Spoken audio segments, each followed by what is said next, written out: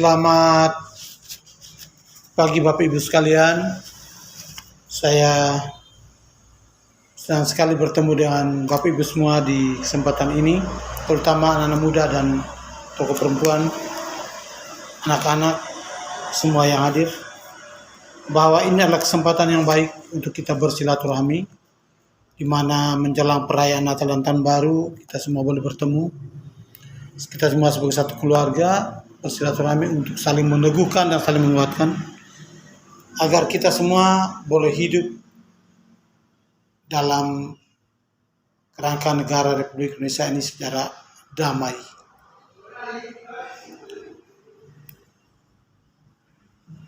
Bapak Ibu Saudara sekalian, kita omong tentang perdamaian, bahwa bangsa kita mencintai kemerdekaan, tetapi lebih cinta akan perdamaian. Mengapa? Kalau kita merdeka sekalipun, tapi kita hidup tidak damai, kita tidak nyaman. Kita tidak nyaman untuk menjalani aktivitas kita mencari hidup kita sehari-hari. Nah, bagaimana cara kita menciptakan perdamaian? Pertama, kita berdamai dengan diri kita. Setiap orang harus berprinsip bahwa ketika hati saya damai, maka saya juga akan berdamai dengan orang-orang yang ada di sekitar. Berdamai dengan anak, berdamai dengan istri, berdamai dengan keluarga, berdamai dengan tetangga, berdamai dengan orang-orang di luar RT, berdamai dengan orang di luar RW, berdamai dengan orang di luar agama yang kita anut.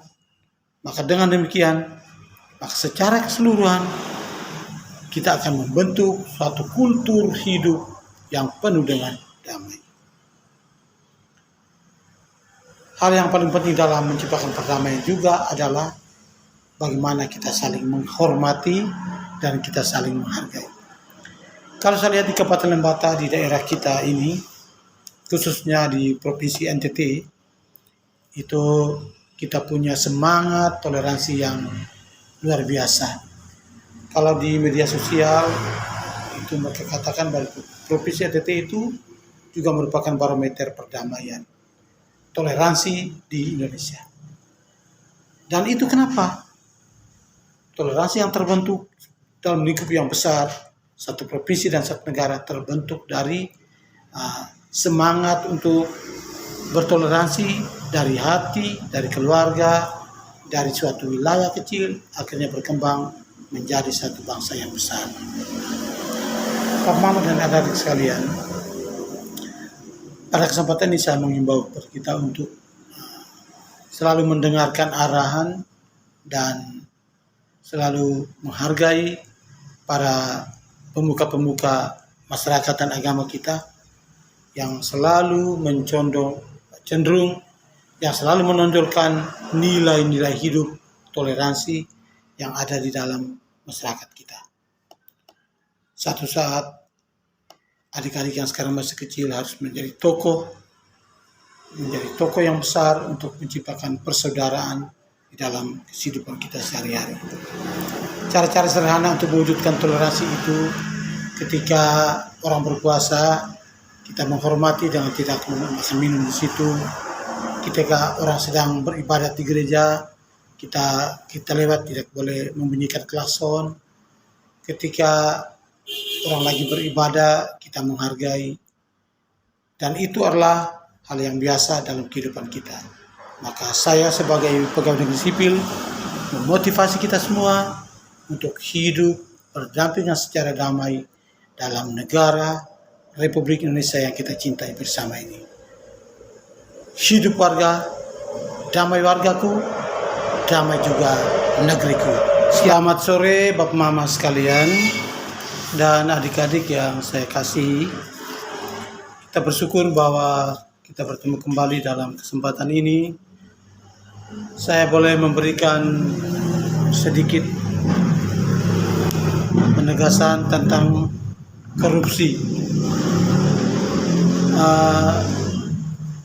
dan bagaimana cara-cara orang mengatasi korupsi di dalam kehidupan kita sehari-hari.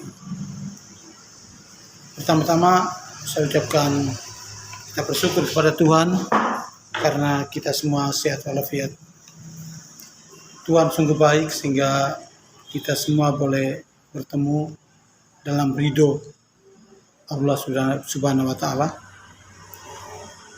Dan saya ingin menyampaikan bahwa korupsi itu adalah tindakan kejahatan. Ada banyak pengertian tentang korupsi, dan orang boleh melihat mengartikan korupsi itu menurut versi masing-masing. Contoh, kalau orang hukum, penegak hukum, korupsi ya melanggar hukum.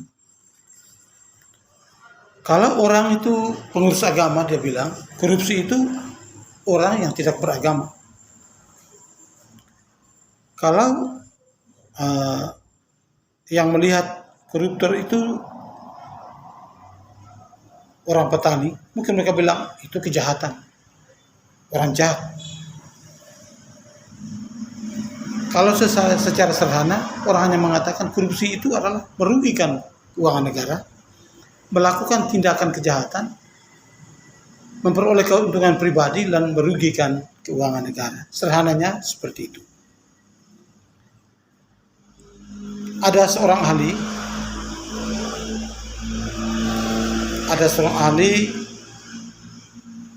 dia mengatakan korupsi itu disebabkan oleh 3 hal utama.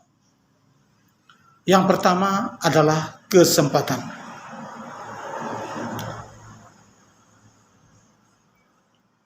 Ahli itu bernama Jack Blogen.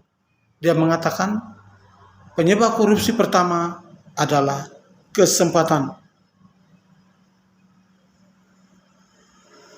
Kesempatan. Ketika orang itu orang itu bekerja, lalu dia memiliki kesempatan, dia boleh membuat kwitansi palsu untuk mendapatkan uang. Tinggal saja di posisi perasaannya, batinnya, apakah dia melakukannya atau tidak.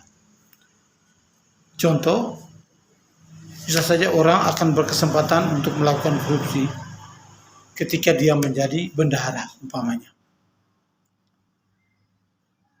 Karena hari-hari memegang uang, bisa saja dia memiliki kesempatan untuk melakukan korupsi. Yang berikut, penyebab yang berikut adalah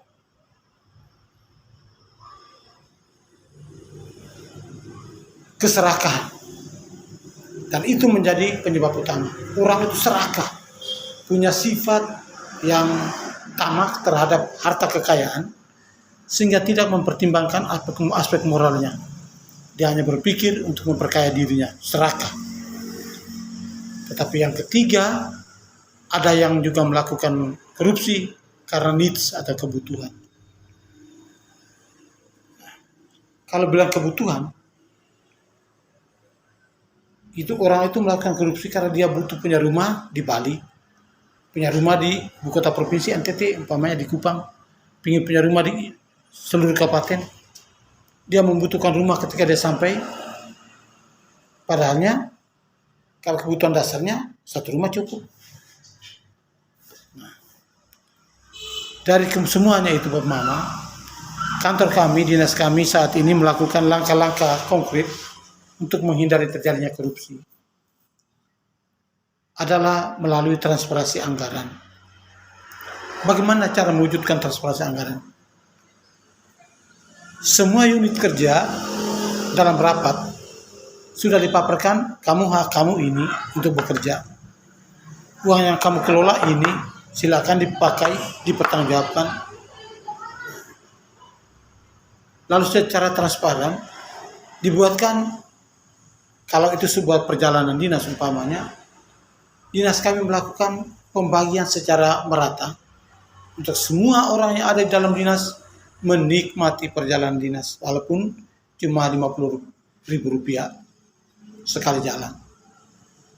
Tapi itu diberikan kepada semua, dari kepala dinas sampai kepala seksi, kepala bidang, staf pelaksana, PPNS, semuanya memperoleh hak yang sama untuk menjalankan tugas untuk memperoleh penghasilan. Yang berikut, selain uh, keterbukaan di dalam alokasi anggaran, keterbukaan dalam koordinasi. Jadi kepala dinas berkoordinasi secara terbuka untuk semua. Tidak ada bidang yang ditutup-tutupi ketika beliau melakukan fungsi kontrolnya ke bidang-bidang untuk terkait dengan pengelolaan keuangannya. Dilakukan secara terbuka. Lalu yang ketiga, pertanggungjawaban dilakukan secara terbuka, secara internal di dinas, barulah dilakukan pertanggungjawaban secara keluar. Jadi pejabat-pejabat kita, kepala dinas, para sekretaris, sudah memastikan bahwa semua dokumen kita itu bebas dari korupsi, dan nepotisme.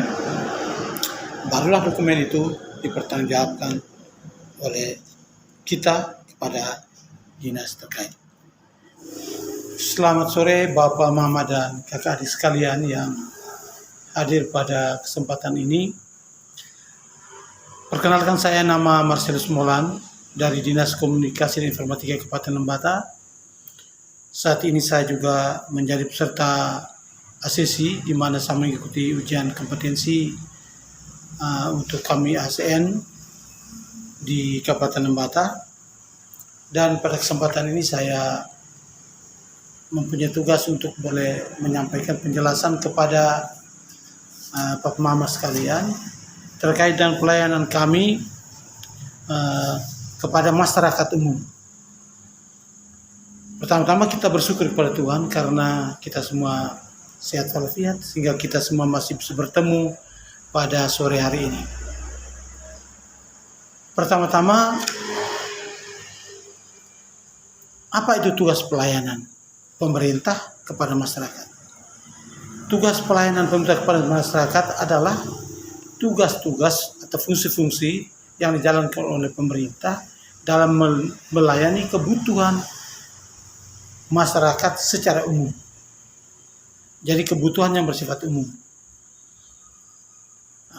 Di sini dinas kami, Dinas Kominfo Kabupaten Lembata, mempunyai tugas pelayanan bidang komunikasi dan informasi.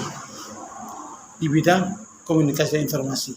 Nah, untuk bidang komunikasi, kita sumber daya keuangan kita sangat terbatas, maka untuk melayani infrastruktur pemerintahan di Kabupaten Lembata, infrastruktur komunikasi Kabupaten Lembata, kita berkoordinasi dengan para provider kita yang berinvestasi di Kabupaten Lembata.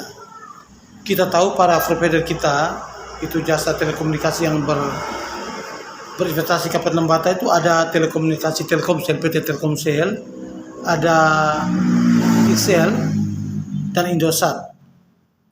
Dan mereka ini menginvestasi di Kabupaten Lembata untuk membangun infrastruktur, membangun jaringan, sehingga masyarakat bisa menikmati komunikasi secara memadai. Kalau kita melihat dari awal, sejak tahun 2000, Lembata ini cuma 1 tower. Dan itu hanya kota Lebas saja yang bisa menikmati komunikasi telepon. Nah, lalu yang kedua, dibangun sebuah tower di Kedang, namanya Said Kedang, itu di Desa Rowo, Kecamatan Biosuri, oleh PT Telkomsel. Lalu akhirnya meluas, sehingga sekarang di seluruh Kabupaten Lembata sudah bisa menikmati jaringan 4G. Nah, dengan jaringan 4G, maka semua masyarakat boleh mengakses informasi melalui internet. Nah, sekarang prospek pelayanan kami dari Dinas Kominfo untuk masyarakat. Itu salah satu bentuk pelayanan kami adalah melakukan monitoring secara terus-menerus. Dalam setahun itu 2 kali monitoring, melihat keadaan infrastruktur dari tower-tower yang dibangun oleh para provider kita. Mengapa tugas kami melayani untuk melihat ini BTS yang dibangun? Nah, jangan sampai ada kerusakan yang tidak diperbaiki, lalu akhirnya tumbang dan menimpa masyarakat di sekitar, atau jaringannya kurang bagus, bisa kami sampaikan kepada pihak provider untuk bisa diperbaiki. Dan itu fungsi kami. Dan fungsi kami adalah berkoordinasi kepada para provider untuk meningkatkan pelayanan kepada masyarakat. Dan kita bersyukur bahwa sekarang di seluruh Kabupaten Lembata boleh menikmati jaringan 4G, dan dengan jaringan 4G itu orang boleh mengakses berbagai informasi. Terutama saya menyarankan untuk Bapak Ibu sekalian supaya memanfaatkan teknologi informasi ini untuk bersaing, untuk meningkatkan perekonomian. Jadi apapun yang Bapak Mama miliki, silakan posting, kasih naik di media sosial. Dan untuk itu kita bersaing, ciptakanlah barang, produk-produk Bapak Mama yang berkualitas, silakan dipasarkan di dunia, di media. Dan dengan demikian, ketika kita sudah memanfaatkan media untuk berbisnis, maka suatu saat kita akan memperoleh kemajuan. Dan yang berikut adalah pelayanan internal. Kalau pelayanan internal, itu Dinas Kominfo Kabupaten Lembata saat ini menyediakan jaringan internet bandwidth untuk 26 SKPD. Dan ini setiap tahunnya kita anggarkan dananya, sehingga dengan dana ini kita salurkan melalui infrastruktur yang kita bangun pada 4 tahun lalu. Kita bangun, selanjutnya kita melayani SKPD untuk kebutuhan internet. Dan dengan itu kita melakukan peningkatan pelayanan publik di instansi-instansi, terutama instansi yang langsung melayani, berhadapan dengan pelayanan kepada masyarakat.